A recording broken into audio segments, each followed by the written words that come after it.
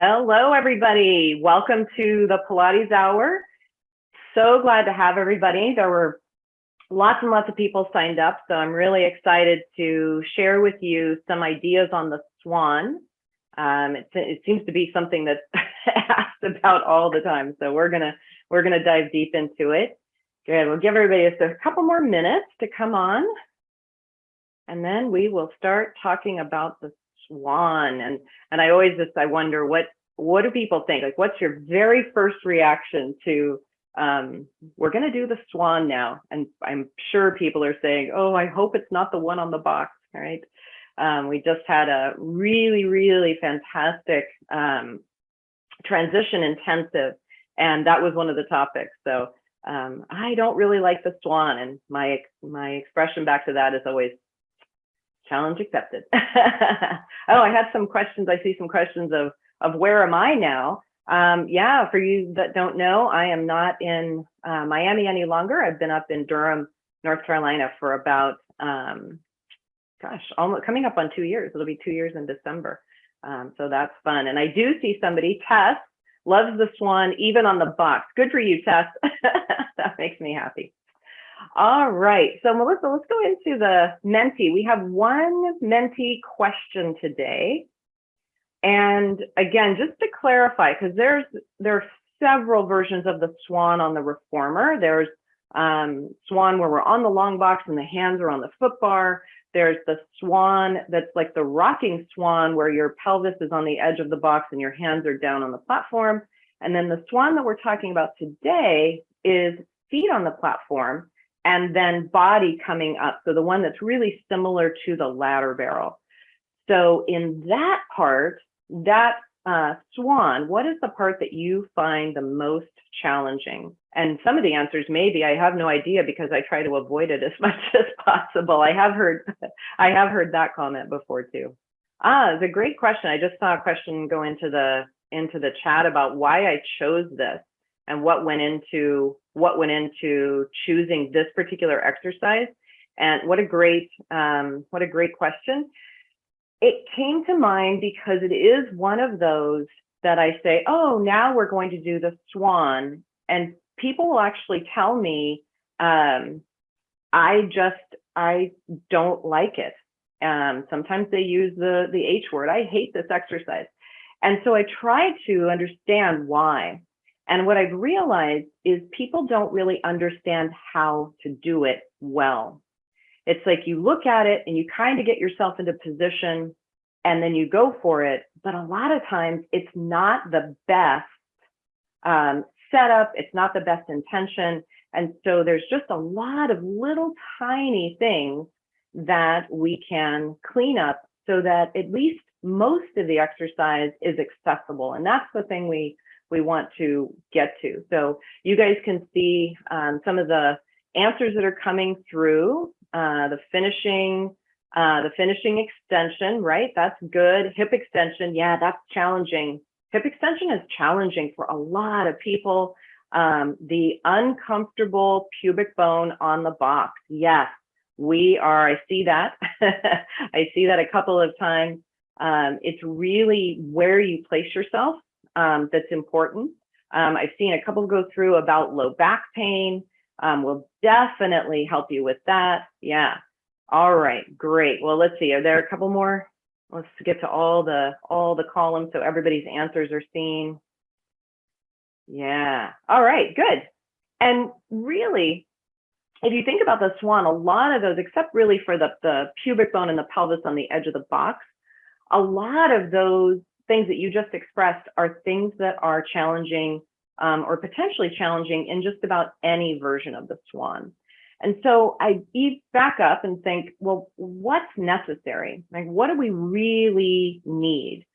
We need thoracic extension, we need hip extension, and we need a good amount of awareness. So those are really three things that are, I think, integral. There's a lot more. But those three, if you have adequate hip extension, pretty good thoracic mobility into extension, and good awareness, you can accomplish the Swan with, dare I say, comfort, right? Or at least not as uncomfortable as it as it might be. So just have a couple of slides, and then I am going to get on the equipment and demonstrate a little bit. And those of you that are where you have a mat or even just an open place on the floor, you're welcome when we get to the movement part to do movement. If you happen to be with your reformer, grab your box, put it on, and you can do it along. And I'd love to see if you're doing it with us, how it's going. So you can put that in the chat as well. So thoracic extension, I know we know what it is, but I don't know that we always know how to get it, or if either we, because we're not always seeing ourselves, or our clients are, how do you know if you're doing it? All right, so we lift up, we maybe feel some muscles working, but a lot of times we're actually not getting our thoracic spine to change position to go into extension. So I listed just a couple of exercises there. There's certainly many more. You could use the spine corrector, you could use a lot of different things. But one of the things that I really want to emphasize is how important the shoulder girdle is, the chest and the shoulder girdle is in extension. Because if your shoulders are rounded forward and then you're trying to put yourself into extension, that's really challenging. It's kind of like you're meeting yourself coming and going. You're flexing in a way and also trying to extend. So as much as we're looking at the spine and the rib cage, please keep in mind the shoulder girdle, because it has to have an opening that matches what your spine is doing into extension. So one of the ways that I love this, and if you've taken class from me before, you've seen me, but a lot of people, this is not unique to me, do chest lift over a ball. And just put, soccer size ball, it can be a softer girty ball, it could be more of a firm material like a Yamuna ball. Whatever you have, get one of those and do your chest lift exercise. That's where you're lying supine and coming up into flexion and then reaching to the legs. Each time you're coming down, you're going into extension, and it's passive and it's over the ball. And then I relate that to prone press up, right? So prone press up is mimicking that shape. So if you can do it in supine, hopefully you can do it in extension in our prone position like we normally would. So we're already really getting people to start understanding, am I actually moving this part of my spine, or am I just lifting up away from the floor? And I'm going to demonstrate that couple things in there. And then I put in bridging, and bridging is a little bit, you're thinking, you don't do thoracic extension in bridging, but I'm going to show you a way that you can kind of influence that. And it would be what I would teach prior to going up into something like the high bridge or a full back bend. So that's where I'm going with that, because it's an important part of that. It's also in bridging, in hip extension, because in the bridge, we can get into hip extension. So that's where we're doing that. And then mermaid and book opening, I put in there because movement in any direction helps movement in all the other directions. So it's not that we just want to do a bunch of extension. We also want to do flexion, we want to do side bending, and we want to do rotation. And remember, a lot of times, especially rotation, we're cueing people and we want the entire rib cage to rotate. But sometimes we also have to think of where the rotation is. So maybe I might want to think mid rib cage, and I don't want my lower rib cage to move so much. So I might put my hands, let me just move my camera just a smidge. I might want to move my hands down just a little bit lower here. So I just stop this for a moment, and then I can move up here first. Eventually, the ribs might move as well. And again, they're so connected. It's not like I'm really able to differentiate the top from the bottom. But if you delay moving parts of your body, it gives just a millisecond for the parts above or the parts below to at least the muscles to engage and there to be a movement in that direction. So it's not that I'm going to be able to rotate my ribs up here so much, but it's just if you delay the lower ribs just a little bit, it will help and it will give you that feeling. So that's where we're going with that. And then I'm going to show you the quadruped, and I did it last time I was on with Brent, but I'll do it again today because I think we really need to revamp a little bit how we're doing quadruped, the kind of the arch and curl part of it, or the flexion extension, or the cat and the cow and whatever the other animals are. I think we can clean that up and make that a little bit more effective. So I'll show that in a moment. Now, the bone rhythms, I didn't do a Menti slide on this, but maybe I should have. You don't have to enter anything, but just think about hip extension and the bone rhythm. And if you can't remember what that is, think of what the bone rhythms are for hip flexion, because Brent talks about that a lot. I hope you guys have been hearing that from us, from Eric Franklin, from different teachers all over the world. It is relative internal rotation of the thigh as the thigh is going into extension. So when we're doing a squat, the thigh is spiraling outward. When we're taking the leg backward into extension, relative to the pelvis, the thigh is spiraling inward. And I heard this initially from Eric Franklin, and then we started teaching it in Polestar. But I actually heard it from some person I was taking a yoga class with on YouTube, just a random yoga class. And he said, lift your thigh and spiral your inner thigh up to the ceiling. It's like, oh my gosh, that's the bone rhythm. This is fantastic. So it really helps. And we'll do that when we're practicing that later. And then I put hip extension, or a side kick, into hip extension because it kind of leads there. And it could also be in the awareness part of, are we really capable of moving the legs without moving the spine? And are we capable of moving the legs with the spine? Because we might want to do that as well. So just thinking about side kick, that it's okay for the body to move. And then sometimes we want to have the contrast of keeping the body steady. And that, again, instead of it thinking, oh, I'm stabilizing, what I'm thinking about is, wow, this person has better awareness of when certain parts of their body are moving and when certain parts aren't. So if we can build that awareness, that's really important. And then if you haven't tried, we're not going to do it today, but if you haven't tried pelvic clock prone, do it. And yes, I'm intentionally saying prone, face down. It is a really interesting way. It's pretty small, it's pretty light, but it's a very interesting way of, again, gaining awareness of the, where's the connection of my spine to my pelvis? And how do we manage that? And then what is the relationship of my pelvis to my leg bones, my femurs? So we have to take that into consideration too, because this exercise, the Swan, challenges both of those things, right? We need to have really good awareness around that. So that's kind of where we're headed with this. So I thought, well, what else is needed? So if you have been trained by Polestar, or you've done different workshops, you've probably seen the Polestar screening or the Polestar assessment tool. And in there's a lot of good tests that tell you about, does somebody have the mobility in their spine, and do they have the mobility and then control of the mobility in their hip joint? And that second statement, mobility before stability, it is really, really important. And if you're not used to hearing it, and you haven't really thought about it, you're probably saying, that is so not true. We always have to stabilize first, and then we can go on to our movement. But unless you have movement, you don't really have stability. You might have rigidity or bracing. So mobility is really needed.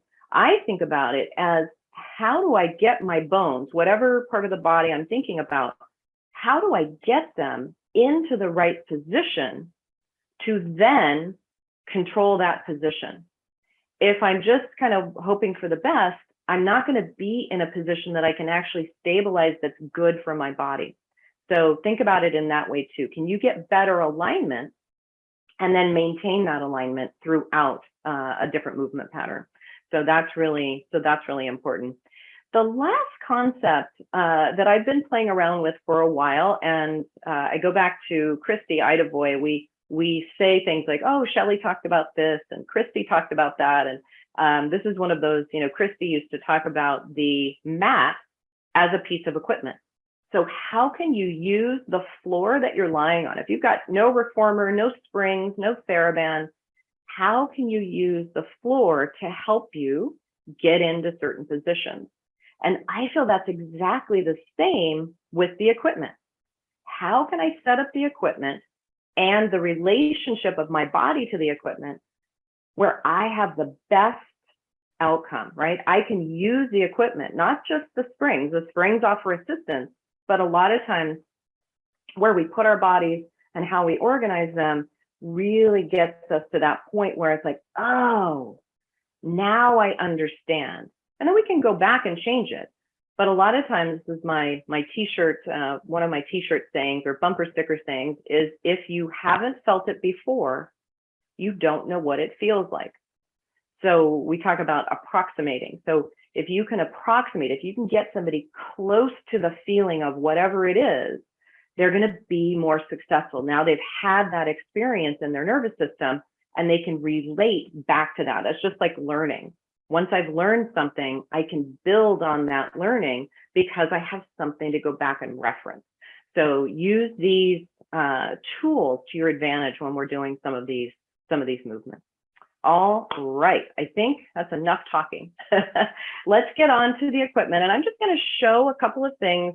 I won't be down on the mat showing the mat work. I'm actually just going to sit on the reformer or use the box, but you can certainly use the mat where you are, and you'll know the mat exercises if you're happen to be sitting at your desk or something like that.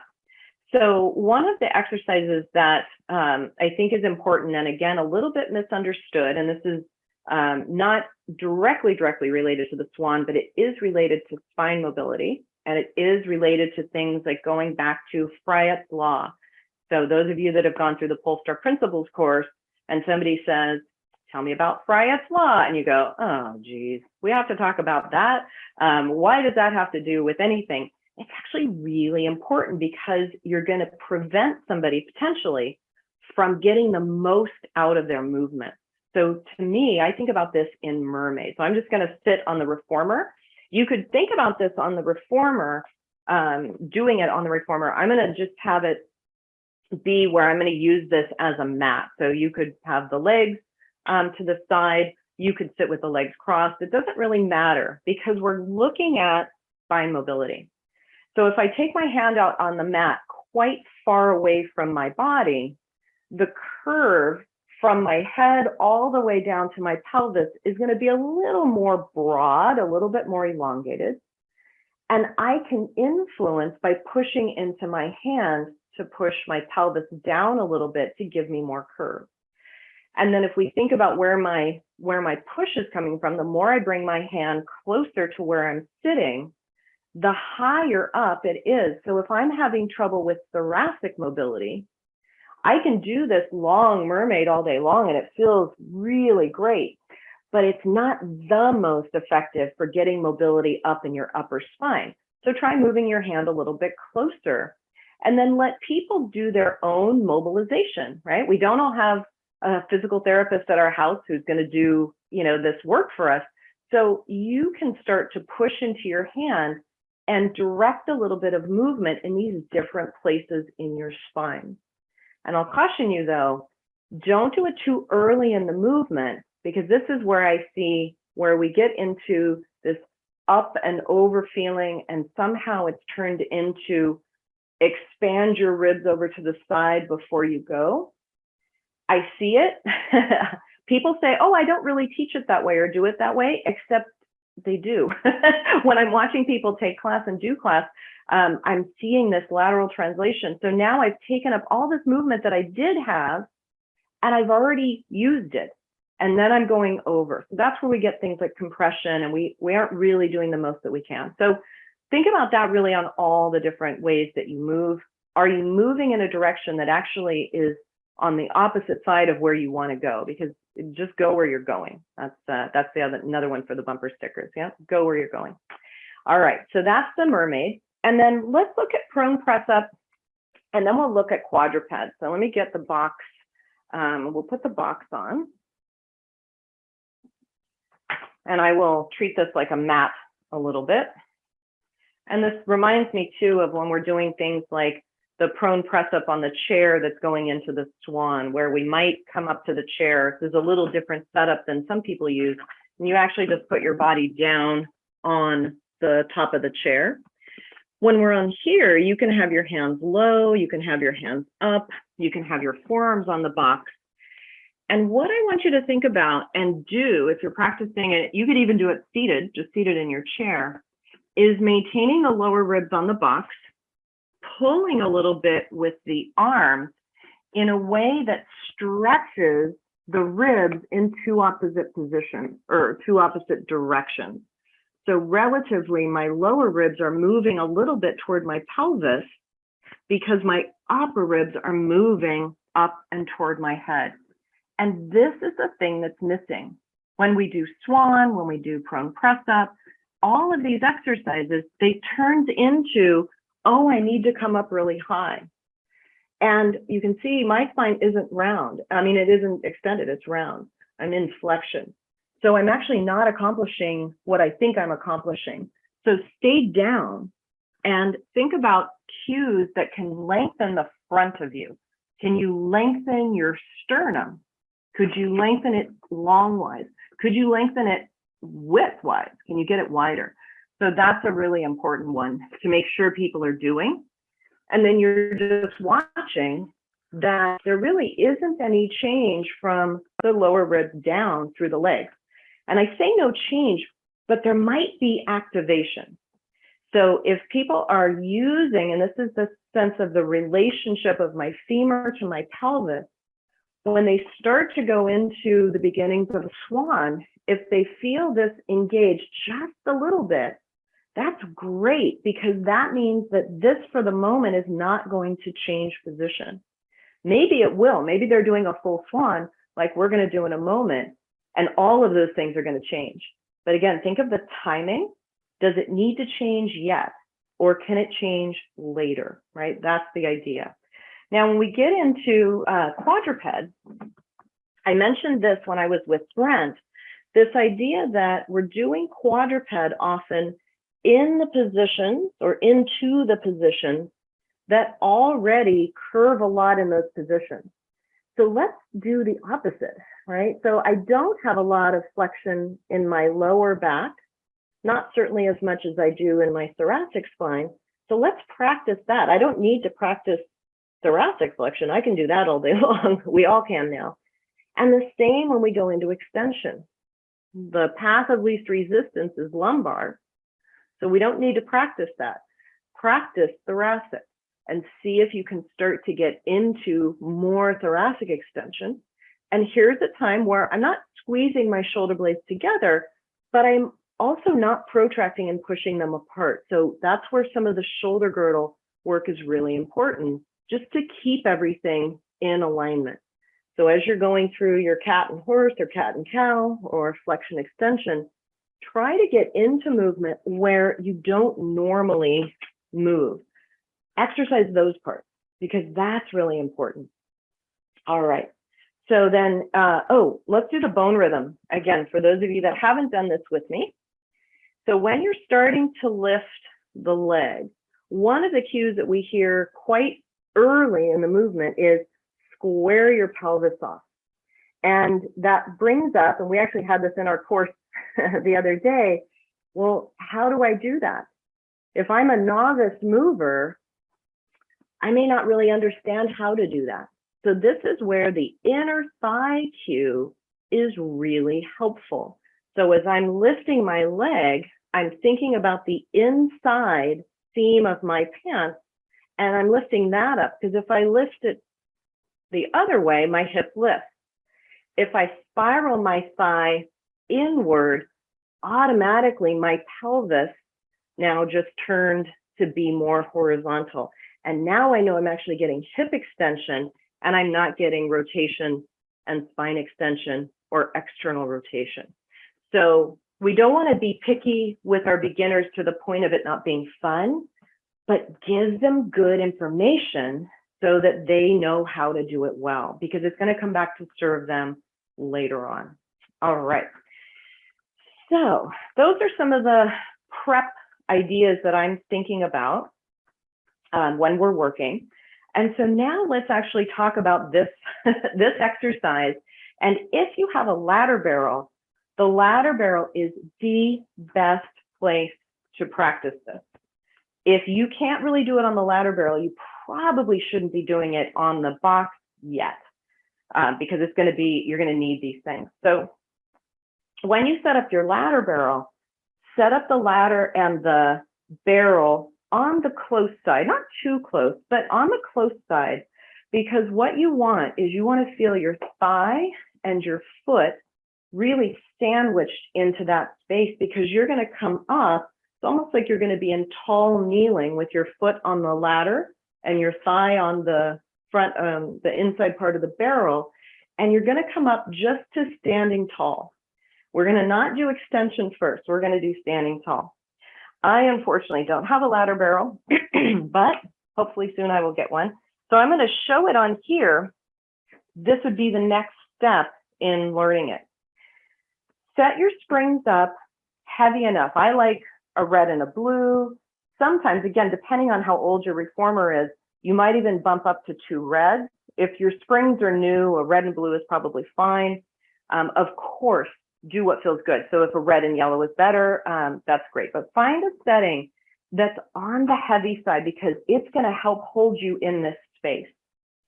And then I don't use any padding. What I don't mind is if you wanted to use some non-slip, because your clothes are slippery, that's totally fine. But I don't use a lot of padding, because we're not going to be on the pubic bone. We're actually going to be on the thigh. And this is where you kind of have to pick what you're after in this movement. So if I shimmy way down and I put the crease of my hip right at the box, I can bend really deep. My knees just go down into the spring well. Everything feels fine until I come up. And even as I'm pushing here, I'm already feeling the box pushing into all of the soft tissue and organs inside my pelvis. That does not feel good. So we don't want to bear weight on soft tissue. We want to bear weight on bone. So scoot up the box just a little bit. And then when you bend your knees, you're going to be up. My pubic bone, the very bottom of my pubic bone is touching the box, but it's not uncomfortable because most of the weight is in my thighs. So that's where I want to be for here. So I want to make sure somebody can get to this position. I like hand support. You know me, I'm constantly just using the hands and the arms or the legs, depending on what the movement is, to help somebody get into the position. If they can't get to here, they don't have any business going on into the whole movement. So we're going to use the hands for quite a long time. So once you're down, as I mentioned, if you glide down really along the whole corner of the box, you can get a very deep knee bend, but then you're in not a good position. So when you're in this position and your thigh is on, you can't bend your legs quite so much, but I don't care. It's not about, it's not about that, right? So now we're looking at a plank. So you've done all kinds of different plank exercises in Pilates, even just a plank to hold for a push-up, side plank, maybe you're doing leg pull and leg pull front, planks in different directions. This is the same type of movement. It's a plank, right? But I want you to support yourself with your hands. And one of the important moments is when the front of the pelvis, so here are my ASIS, they have to start lifting up. If I keep my pelvis down, that's when I get into the low back compression. So as I'm coming up off the box, I'm not even worried about thoracic extension yet. I'm just saying, hey, can I get up to a plank? Yeah, okay, I can do that, because I'm going to need to do that in a moment when I start the movement. This is where that plank is where the spring setting being heavy is super helpful. Okay. Then we do need to talk a little bit about extension. So we can practice a little bit of thoracic extension here, and then I can come up into my plank, and then I can use my hands to help me do extension here. and it's really small. So if you're seeing people doing this right away, it's way too big. You're missing the point. So it's little. Thoracic, I'm sorry, my arm is in the way here. Thoracic, back, thoracic, very tiny. Then we practice the coming up part, and that's bending the legs, but I feel like I'm levitating, right? I want to go up. I don't want to slide down. So I'm thinking about a hamstring curl, and I'm thinking about going up in the air. And then hopefully I can hold that. I can start doing the return without much hand support until I can get up into the whole thing. Choreography is choreography, so do whatever you know, or do a bunch of different versions of choreography, but get the details in there. I'm less concerned with the choreography. I'm more concerned with somebody being actually able to do it. So for us, the choreography may start here, and a good intermediate step is something like a dart, because my hands reaching back this way is helpful as I come up. And then eventually I can come to here, little thoracic, knee bend. I'm mostly just bending my knees. Come out and come down. So that's it. As I said, when you get onto the ladder barrel, this is a really, really important moment of coming up to being vertical. The knees are bent and the spine is pretty much in neutral. If you can get clients to get to that point, then you can add extension all day long. You can add hip extension, you can add thoracic extension, but if you don't get to that part as something they really understand, they're probably just going to be doing lumbar extension, okay? And that's where we get into the uncomfortableness of it. All right. So I would love to hear from you guys. I see another question. Hi, Vanessa. Vanessa was talking about the awareness of the scapula and the humeral positioning. Yeah. Yes, I can elaborate on the position of the foot. Absolutely. Good. So keep your questions coming. I will keep answering. So the foot position, to me, it's almost the same as the choreography. It's not important unless it's important. So I usually have people a little bit turned out because that bypasses the bulk of the quadricep. So if you're having the middle of your quadricep right on the edge of the box, that's not so comfortable. So if you turn out just a little bit, then you the bulk of the quad gets out of the way and it's a little bit more comfortable. So then I just match the feet to that position. And I like to really stand against the ball of my foot against the platform. And every different reformer has a different setup. And so I see Genevieve's, hi Genevieve, Genevieve's question about the Allegro. And the older Allegros had the little platform that flipped up and down. So the first generation had no lock on it, and then they had a lock, and now it doesn't move at all. It's fixed there. So I usually just try to find something that I can hook it down with. Sometimes the longer of the neoprene straps, if you put a couple on the outside and you cinch those down, it keeps it from moving too much. It might move a little bit, but that's okay. And then you can also, instead of putting your feet on the platform, if you have a reformer that will do this, is put the bar down low and bring it in close. And that way, then you'll put your feet back on the foot bar. It's going to be a little different because your feet are maybe, I don't know, a few inches or a few centimeters back, but at least you have something you can push against that's not going to be uncomfortable on the ball of your foot. And then please, please, please, put on your mathematics and your physics hats when you're looking at proportions of people. Does somebody have a longer torso compared to their legs? Does somebody have longer legs compared to their torso? What is the height of your box? Those of you that have been in the Polestar studios, especially our studio on Monza for a number of years, is we had a sitting box that was probably about 3/4 of the height of this one. So it was shorter. And that extra little bit of height or lack of it could make a difference for somebody.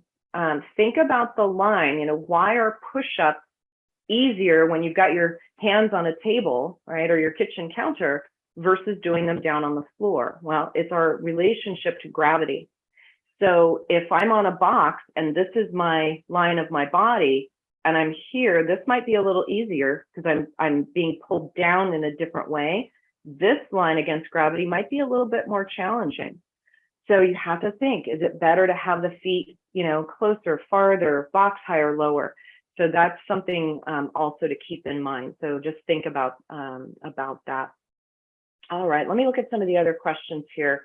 How wide, thank you, Six, for your question. How wide should the legs be apart? I just kind of let it be comfortable. I'm not a big fan of squeezing the heels together just to do it. I think it provides a lot of tension that we don't need. So I would say, my heels are often close together, but if they were a little bit apart, that's also fine. I would say let the legs be in a position that is comfortable for the person doing it, at least at first. You can always change it later on. So I hope that answers that. All right. What about low back pain when doing this exercise? Isn't that the $64 million question? Why does my back hurt when I do this? So again, I'll just reiterate, I think it's a few things. I mean, it could very well be that the person's body is not in condition to do this version of the exercise yet. So if they don't have the control of their lower back area, and this is not about tightening and squeezing the abdominals, this is about knowing where your thoracic spine, rib cage, lumbar spine, pelvis, where are those things in relationship to one another? Can you keep one part steady and move the other part? And can you keep that same part steady and move your legs, right? So that is really important to know if the body really is in condition. Do they have the relative strength in their hip extensors to get up there? Do they have hip extension, right? So a lot of times it's that we're moving only in that path of least resistance and extension and nowhere else. And that is painful. That is really uncomfortable. Maybe do it with people. If somebody did have maybe a spondylolisthesis that's under control, a lot of people have spondies that they manage really well. It's not scary. It's not slipping around as people talk about it. Most people are pretty able to manage it. Maybe they have a little bit of stenosis. Maybe you don't add the thoracic extension in yet, right? Maybe do the movement, but don't do the thoracic extension because that might just start to move them into lumbar extension in a way that's uncomfortable. So you might hold off on that a little bit. Do it in all the other places, right? So do it on the ladder barrel. That's one of the best places to do it. As I said, it's my favorite. And that should help you get rid of the low back pain.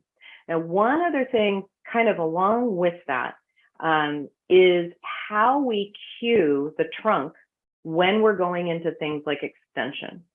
So if you're thinking about and cueing all the different things that go under your belly button, and I just love this. I don't know who it was from the second webinar that Brent and I did.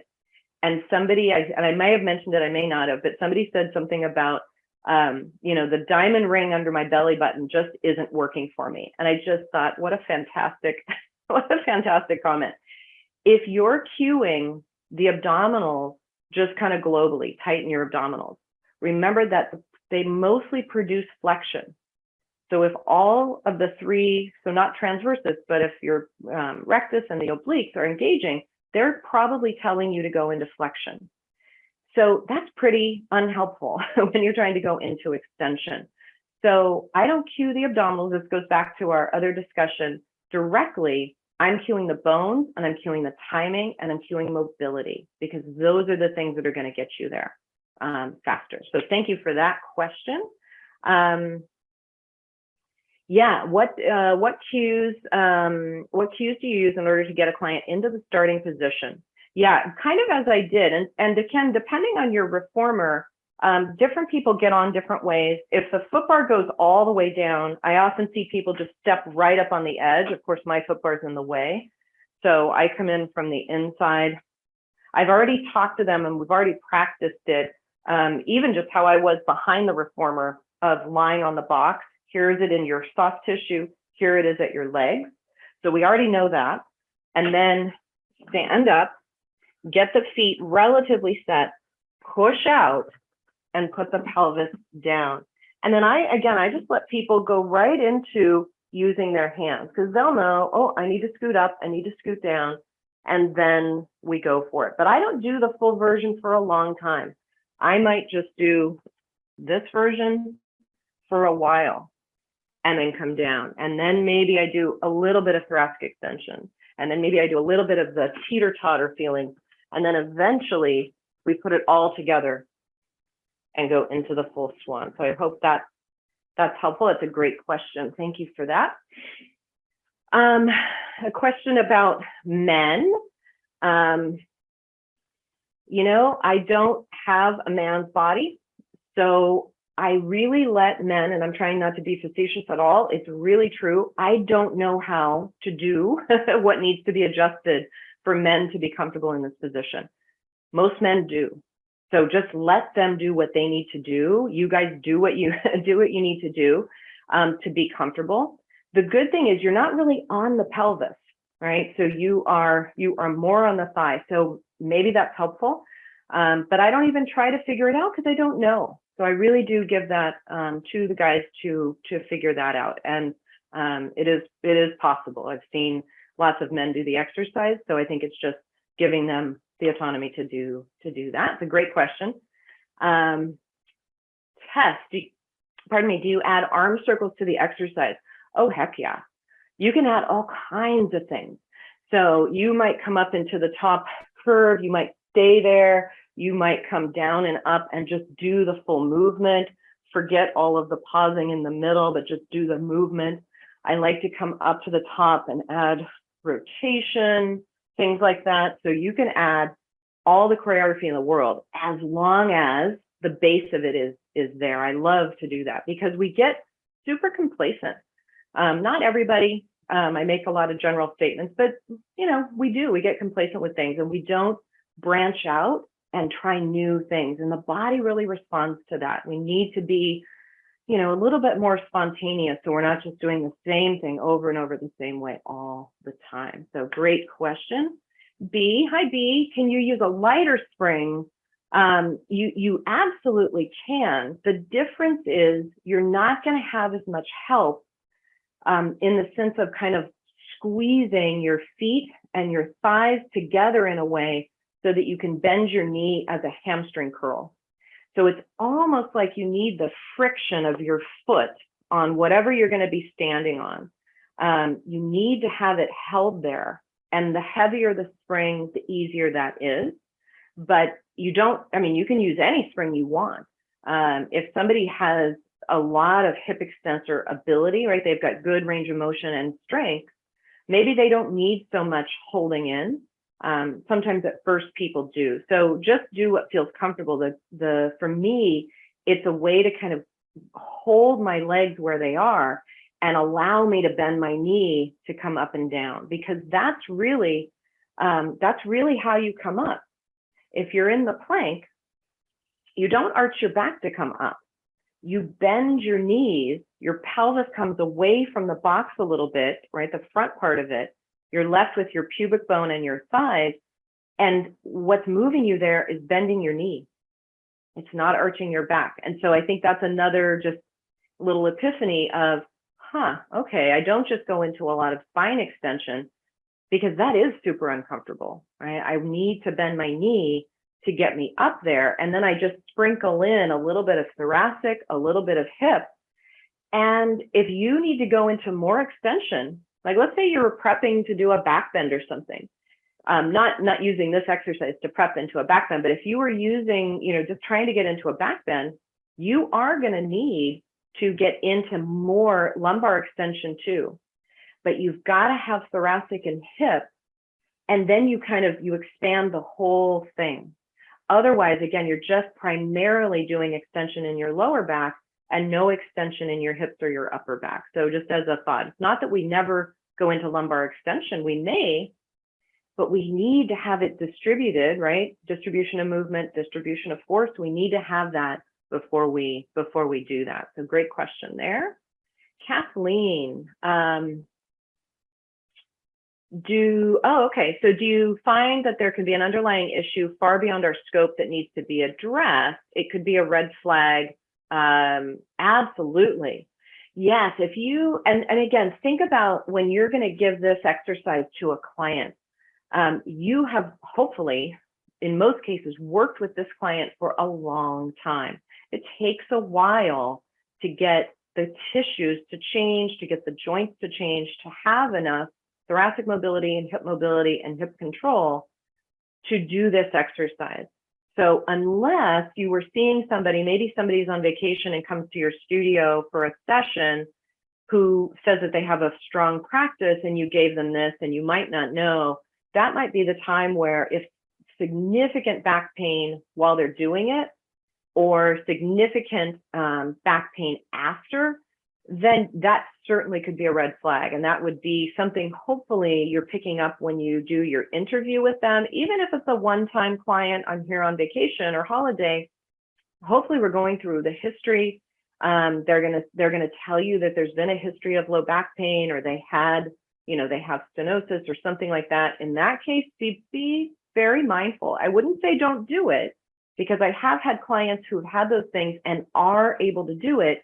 But you're right, it can be something really important to pay attention to. So yes, but hopefully you're going to know the person and you're going to know if they can do that or not. All right, I saw something come in the chat about the neck. So yes, I will answer about the neck. And then Vanessa, do you ever cue the bone rhythms or use the bone rhythms right from the ankle up? And do you mind talking through that? Sure, absolutely. So I don't always for this, but yeah, we might be able to go down. So if the thigh is rotating, if I'm going into hip extension, right, my leg is going back and I'm thinking about the inner thigh area spiraling backward, right? So there's a relative, again, this is the difference between osteokinematics, which is the bone changing position, and the arthrokinematics with what is happening at the joint. So just as it's sometimes a little hard to remember those two things. So you shouldn't see the thigh doing anything, but inside the joint, that's what's happening. So if the thigh is spiraling inward, then the tibia is spiraling outward. That sits on the talus. So you could kind of think of an internal or inward spiral of the talus. So you can go up and down from that as much as you want. I often do, again, the pelvis, and we've kind of gotten used to, or at least I have, of cueing when we're squatting or going into hip flexion, an external spiral of the femur and a widening of the pelvis. Lately, though, I've been going to the front and still the outward spiral, but I've been talking more about the pubic bones coming together. So that's another different place that you can cue. Maybe the sit bone part isn't as powerful. Maybe the pubic bone parts coming together or apart, right? And remember, it's the whole half of the pelvis. So if it's widening in the back, it's narrowing in the front and vice versa. So yeah, good question. Good question. Upper body. Yeah, I'm kind of thinking about in the upper body, the more, not so much in the shoulders, but more in the spine, is that idea of the rule of ribs. And for me, the timing of when we're going into extension. So if I'm going into an arch, but I think about bringing, and Brent talks about this kind of a lot, the breastbone up to the ceiling, I've now kind of created a stiff lever of my thoracic spine, and that's not going to really put me into extension. So if I think about every rib, so there's one rib that's going with the vertebra, the lower ribs are rolling a little bit forward and down, forward and down, forward and down, forward and down, all the different ribs until it's time for that next one to go. You're going to have a lot deeper extension. And again, it's not, what I kind of think about in that is that we're changing the timing. So I'm just not going so fast. I'm giving this part up here. I mean, think about what's there. You've got all the musculature, the ribs, the sternum, the shoulder blade, the collarbones. There's a lot of stuff here. It has a lot of small joints, which means it can be mobile, but it also has a lot of stuff there to deal with. So if we can just change the timing by, half a second before the next part starts to go, that'll often give us the feeling and really start to see more thoracic mobility. So yeah, for sure on that. Let's see. Do you consider pulling straps with the small thoracic extension a prep for this? Absolutely. So pulling straps either with the hands in the straps, thank you, Genevieve, or the hands on the frame. And I had my list. I wrote them down because I knew if I got in the middle of this, I would all of a sudden not be able to think of any exercises, but I'm going to say them. And then in the email that goes out afterwards, I'm also going to write them in. So Melissa will give you guys that, just a list of some of the preparations, but pulling straps is great. And then do different exercises. Like, have you ever done prone coordination? If you think out of the box a little bit, you can do prone coordination. You can go into the hundreds position prone when you're lying on the box. Open and close your legs, bend your knees, bend your elbows. It's the same as doing a supine, except it's totally different. And so that might be a nice prep too, because you're getting the knee bend, you're having to lengthen the quadricep a little bit more, and you're getting the hip extension. So yes, absolutely. Is it a progression because of the added load on the shoulders? No, to me, no. I think because you're pulling, if you were going into shoulder flexion, which people have more trouble with, maybe, but because you're pulling below the height of the shoulders and back, it's definitely an easier version or a little bit of a regression on that one. Good question. Cheryl, can you talk about achieving thoracic extension in clients that are kyphotic? Really good question. It comes down to, is the kyphosis in their spine, the position of their spine, fixed, or is it still mobile? So if it's mobile and they just, like every teenager, again, sorry for the most teenagers, most humans right now, and certainly in America, we are kyphotic a lot of the time while we're playing games and on our phones and driving and doing all these things. But most of us can come out of it when asked, right? We are not fixed in that position. If somebody really has a fixed kyphosis, then it's not going to be very possible to just change their spine and move it into extension. What I would think then is more thinking about lengthening the curve, and it may not change, but quite often you're getting muscle activation in the spine extensors, which is really good and important to prevent further collapse. So I wouldn't think of this as my first exercise, but again, if somebody had really excellent awareness and control of their body, good hip mobility into extension, and good strength, they could get up there and they could do the teeter-totter version, like I showed first, where they're not going into extension, but they can do the full movement. They could do it with their arms overhead. Maybe their arms have to be a little forward to accommodate the curve of their spine. But yeah, absolutely, that's important. So just if it's fixed, we're not really probably going to change it all that much. And I wouldn't try to, because it's probably not going to be so safe. If it's just a matter of awareness and being here and then remembering, then sure, you can work toward that. Great. Let me check. There's a couple things in the chat. I remember talking about the neck. Yes. All right. And I see a couple questions in the chat. So let me just move this over here so I make sure that I answer all of them.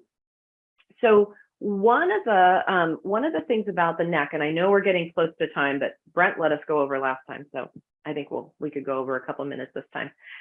One of the things about the neck, it's kind of the same to me as the low back. We move where we can. and we're very goal oriented. I don't want to be the only one that can't do this or that movement. So we will use our neck, we'll use our upper back, which curves into flexion, our lower back that curves into extension. We will get to the ending position however we can. If you keep repeating that, then not only does the part that you want to move not move because it's not even being given a chance to, now you're starting to have some overuse of the two positions. So chin to chest is one of my pet peeves. People do spine flexion all the time. Their spine isn't flexed, but their chin is to their chest. And they think it feels like you're flexing, but you're actually not. And the same in extension. So again, these are the things, these are the concepts and ideas that we should be giving to our clients. And autonomy is really important. You want your clients to develop their own awareness of the things that you're teaching. It can't be you telling them all the time. At some point, you have to give them something, a cue, an idea, a feeling that gives them their own way to go, oh, I felt like I was moving my neck too much. Oh, now I'm moving my spine. Having clients video themselves is fantastic. So really helps kind of give that awareness. So great question about the neck. Lorna, hi Lorna, is the feeling of a bridge in slight external rotation, it's the feeling of the bridge. Yeah, so if you were lying down doing bridging on the reformer and the legs were a little bit turned down, and this is why I put bridge in both of those categories in the beginning, it's a very similar position. So if you flip the person over or flip them up, they would be in that same shape. So I think that's a great place. You're definitely changing the orientation to gravity. You get to use your legs in a little more familiar way. Yeah, so bridging is a great one. All right, and I think that's all the questions. Oh, let me look here, maybe no. Oh, Hani has a question of pulling straps. Is it the same cueing? I'm not sure what the same as what, but I'll give a quickie on the pulling straps. If you're staying neutral, then it's really just shoulder extension that we're working on and our awareness. If you're going into extension, you can think about the mechanical tension. If you breathe in, you get more, we talk a lot about intra-abdominal pressure, you also have intrathoracic pressure. So if you breathe in a lot, your whole rib cage becomes a little stiffer. So even though we say extension and inhale, almost always in the beginning with people, I want them to exhale so the rib cage is more pliable, and then they can inhale when they get to this and maybe just give it a little bit more extension here. So that's how I would cue that. And otherwise, I'm keeping the kind of lower rib cage, lower back, pelvis, thigh steady, unless I want to lift. And then that would be some of the same cueing. Great, you guys. Thank you so much for all of your wonderful questions. I've really loved seeing all of your questions, all the people that I know in the chat and in the Q&A. I hope this has been really helpful for you. And you can take these ideas. It doesn't have to be the same exact information, but just start taking these ideas of how can you start teaching the advanced exercises on day one of somebody's session. Obviously, you're not going to do this, but by teaching prone press up and just maybe a good cat and horse and hip extension, you're already setting the stage for this coming event of being able to do this. So love to come back if you guys are interested in having more practical exercise type webinars. Let us know. I love doing this, so happy to come back, and I will include just a little more information in the email that goes out tomorrow when Melissa sends out the replay. So thank you all so much. Thank you, Melissa. Thank you, Brent, for asking me to be here, and thanks to all of you for participating today. See you later. See you next time.